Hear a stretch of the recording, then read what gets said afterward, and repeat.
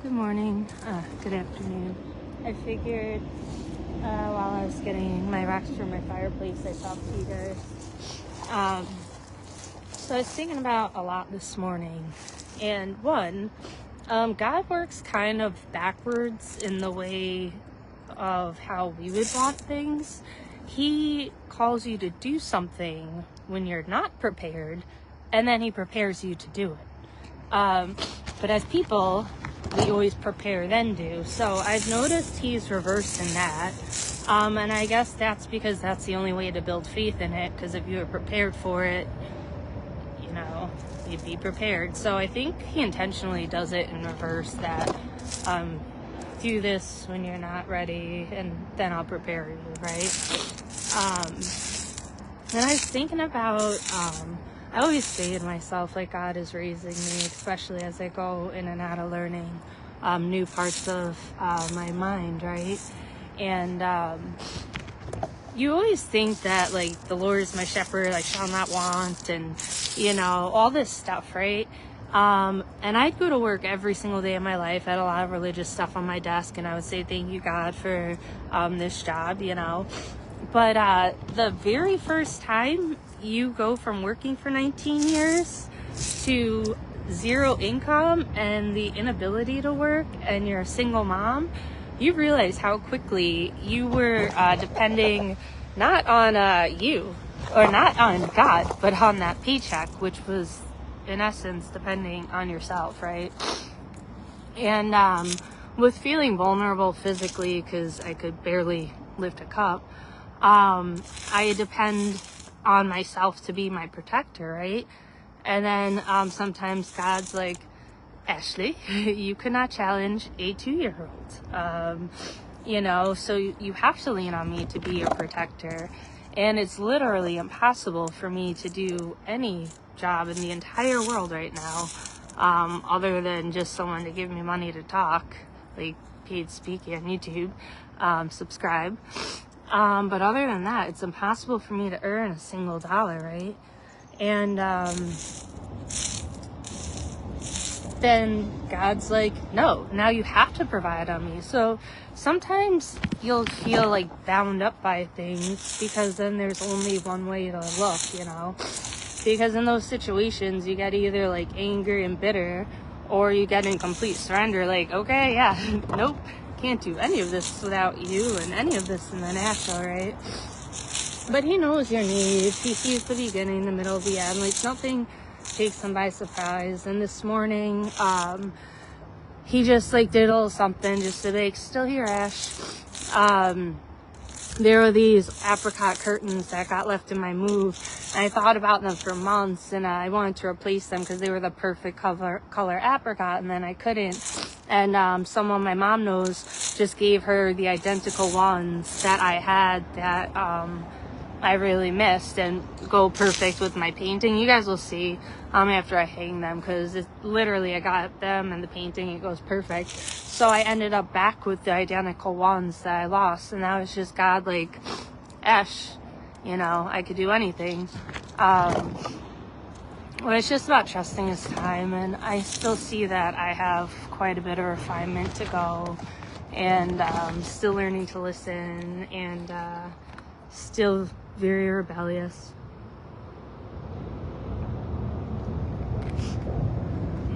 But he keeps working on it, and it is pretty petrifying when you surrender. It's actually the scariest thing ever. But what I've realized is the way my neurotransmitters are signaling is any spike of emotion, they go to one specific part of my brain. And that's the part of your brain that's like a theta brain. It's similar to someone who's like witnessed a trauma that has almost like that amnesia about that whole situation. Your brain has these mechanisms just to protect itself, right? Like God's shield. And I'm going to the concert tomorrow. It'll be the longest I've been out of bed in a year. And it's no free entry. So I'm just believing in God for a miracle day. My mom made a huge sacrifice getting us tickets to go, and it's my favorite band in the entire world. I got them tattooed on me, and I've been seeing them live since I'm a teenager, and it's the band I've seen the most in my life. So I'm so excited, but there's also that, I get super autistic sometimes. If I get nervous or if anything is unfamiliar, it puts me into that dementia state of mind that I feel a little bit lost, and then I could get a little forgetful, which could then trigger being a little autistic. Vicious cycle.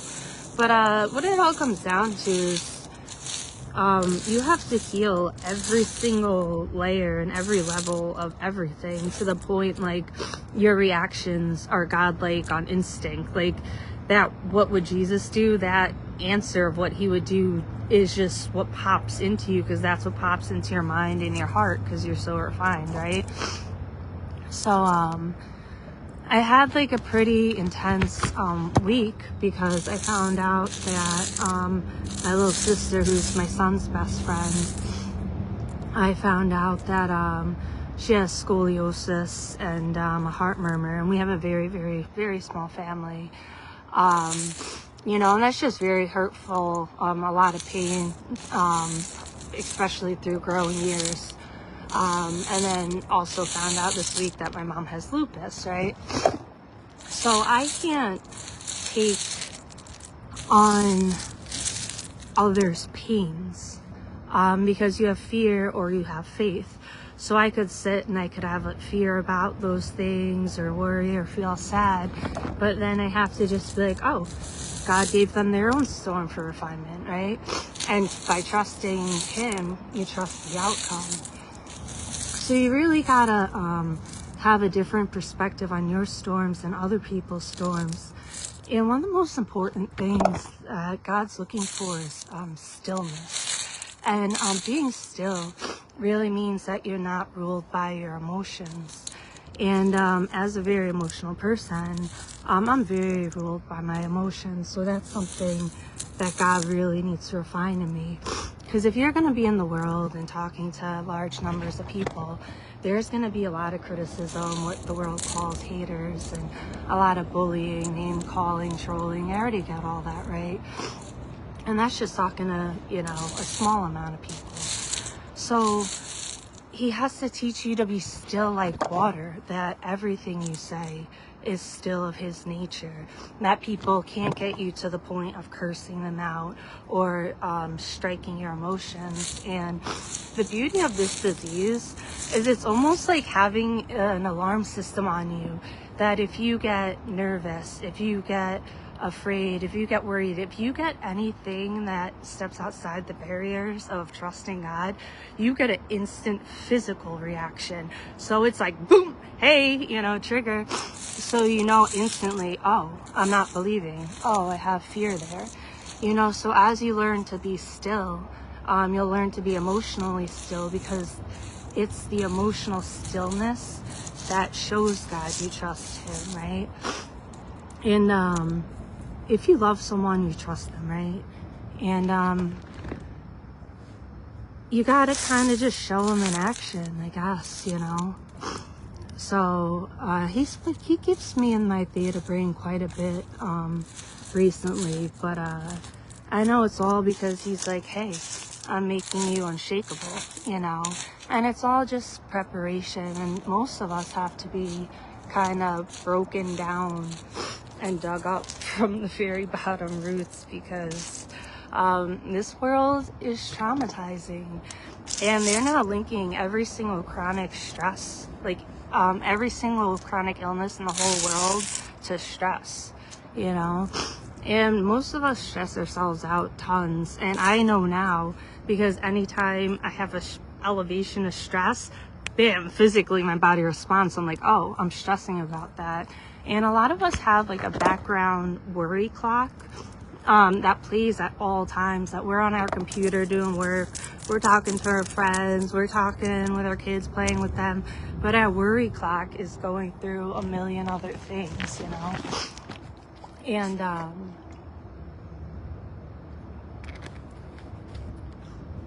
feel like God does stuff on a very consistent basis to show me he's there. Just something as small as replacing the identical shade of curtains, right? And those are all just signs, because you really start walking in signs, miracles, and wonders. But I did tell him I'd say yes to everything. And then I was talking to one of the councilmen, and I was telling him all my ideas, because not only do I have the heart of a child, I have the mindset of a child. And well, I also raise children, so I have like the full understanding and get to, you know, be in that theta brain, right? So I had some ideas of some changes that I thought would be incredible for the youth around here and the families and all, and he really liked it. So I was like, all right, cool. And I thought then I would just like walk away and he would like, you know, go talk about my idea and then maybe do it. So then he's like, yeah, could you come speak at the city council meeting? So I was like, sure.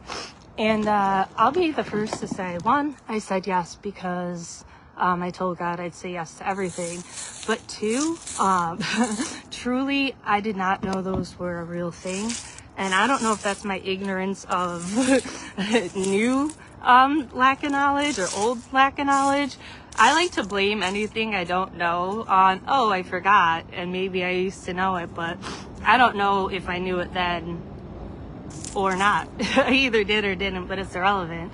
At this point, I think they are only on TV, but they're real. So I'm going to be speaking at the next one in a couple weeks. And it's cool to be able to talk about kids and have such understanding, and then understand it from the adult point of view too. So I'm actually really excited about that. And then from there's some other topics I'm going to discuss at future ones. But it's like, that's not an area, I don't watch the news, not one day in my life, or follow anything political. I am the most ignorant, not knowing person in the world.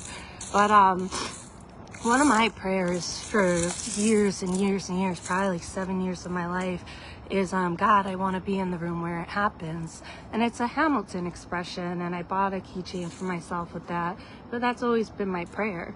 So I guess like the room where change happens is through city council meetings, which is really cool that they actually exist, and they listen to what people have to say in the community, and there's no like credentials for it, or you don't have to know anything, you just speak your heart, you know. And who knows better about the community than everyone being in it. So I passed one of my friends who's homeless, so I asked him to attend it too, to speak on behalf of the homeless vets around here. And there's some really, really, really exciting things coming to Geneva that I'm really excited for.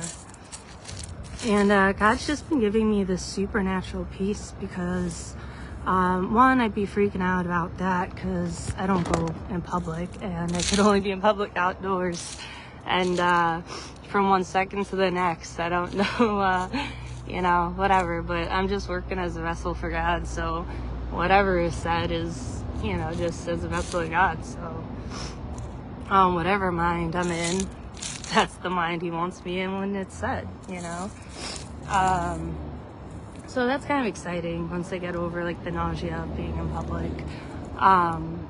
And you can't like say you want change and believe in change, but then be a parked car, because God can't move a parked car.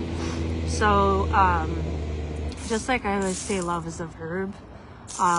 Following Jesus is a verb. It's lots and lots of actions. And like I talked to God, and my disability, it got appealed, or we just appealed it because it got denied, and now it's like another whole process, yada yada. And when it kicks in, it's only $1,025 a month, right?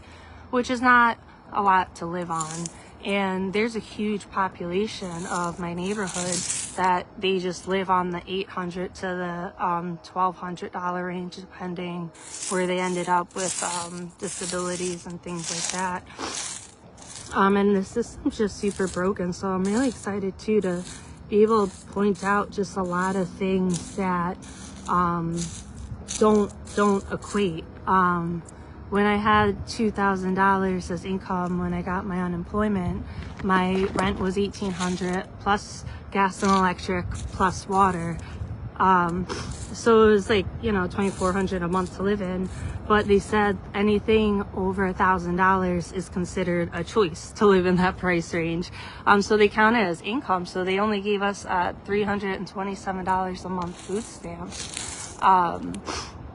So there's a ton of food waste between all the businesses and the schools with the leftover food. And when I work at the doing where they give away the food, people literally line up an entire hour before, all in like walkers, wheelchairs, chairs, the disabled, the elderly, children going for their families, and wait a whole hour. And then it takes like another 40 minutes to get through the line, and that's what they do. And everyone counts on it, because most people, the stuff they're getting there, they'll never, in their income, be able to afford, right? So there's just such, a blessing to be able to like go be in the room where it happens and have a voice and things. So I guess every town has one. So go online and if you have something to say, just go there, because they're all there and all chose that profession because they believe in change. All of them believe in the neighborhoods they represent. Most of them live there, love there, you know what I mean? And they all want to be known for doing great things, or they'd pick something a lot easier in their lives. All that political stuff, that I would never want to get involved with that. You're just under scrutiny and no, sir, but they chose something very difficult, but in order to make great change, But I don't know. This is where I come to do my grounding, and just talking to God. I sit here sometimes for hours and just keep revisiting things, and it's just a great thing when they say stop and smell the roses. Even 15 minutes a day, where you unplug, I do it a lot because I have thousands of rocks, and every single one is picked by hand. But I stopped carrying a knife and a weapon mallet as of today, because I realized, I can't protect myself. I can't even lift that freaking meat tenderizer, you know what I mean? If anyone's gonna hurt me, it doesn't matter if it's a 12-year-old, they're gonna hurt me. My body's, mush. But I realized I was, again, putting my security, in the natural, that, I could protect myself, instead of just being I walk with angels, And, your day of death was determined since the day you were born. So, I don't know, I was pretty, relieved about some things, recently. The kickboxing stuff did not work out for my son like I thought it would, but I'm going to look into other scholarship programs that they have in the area. They just approved a 75-unit place in Geneva for people to move in that, disability and stuff. So obviously people are super, super, super pissed because they don't want that, right?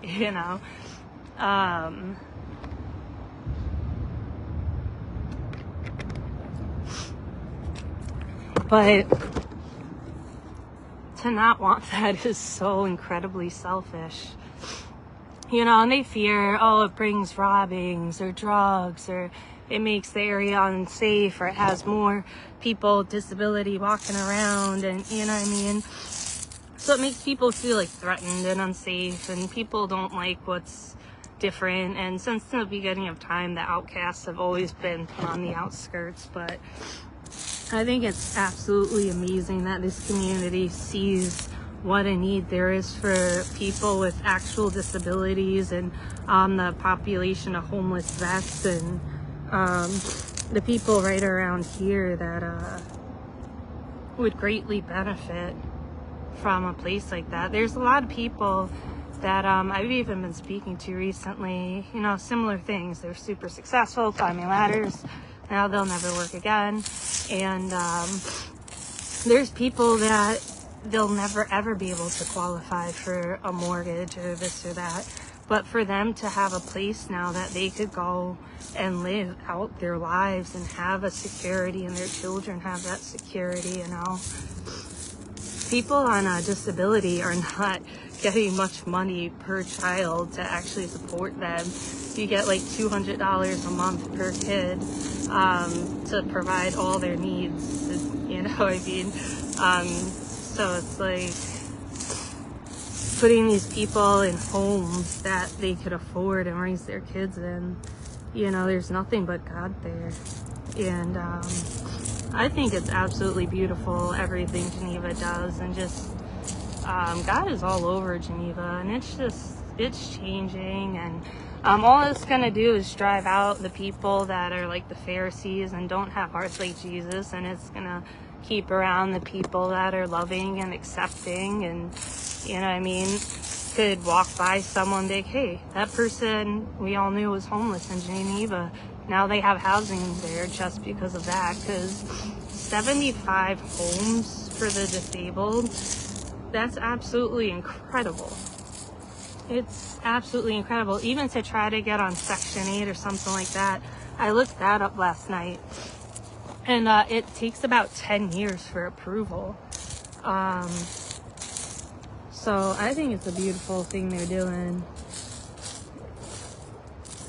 But I'm gonna keep collecting my rocks, and I don't think when he asked me to speak, he realized how many ideas I have.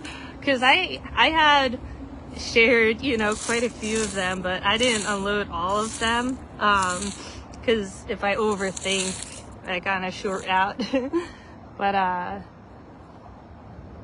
don't know. I guess, like, I'm trying to be more faithful, because I do live every day in fear of losing my son if, you know, if I regress more, or if I'm just not healed fast enough, or, you know what I mean, fear of losing housing. Like, there's definitely that level of fear in the natural that it's so powerful, but that's why people keep telling you it's so important to not be ruled by emotion, because in the natural most things don't make sense, but that's why it's called the supernatural, and you want to live in the supernatural where everything just happens just because, you know. And I don't ever see the next step, but I just tell God I'll say yes to everything, and I'll just keep seeing where each step leads, and learning to love myself in each state of whichever part of my brain I'm operating out of at that time, and being like loving and accepting and kind to that part, rather than the frustration, like, go back to the adult brain, or we need to be adulting right now, or snap out of it, you know. But you just, when you love someone, you accept them as they are. So if you're only loving parts of you and, you know, hating other parts that are now your personality, you're hating parts of yourself. So you're cursing yourself, and you're just not loving yourself. So I'm learning just to love the beauty of the different stages, and even the appreciation of the different stages. And it's cool too to be able to sorry, I lose reception sometimes. It's really weird to like get made brave by really odd things, but when I go on my autistic brain, I get like the most autistic person you've met in your life. So I challenge myself to do everything that physically, mentally, and emotionally hurts when I'm in a state of autism, so that I could learn to be strong in that mindset. So if my neurotransmitters are jumping around these 3 sections all the time, that each section functions beautifully, right? So a lot of it comes down to acceptance of where you're at.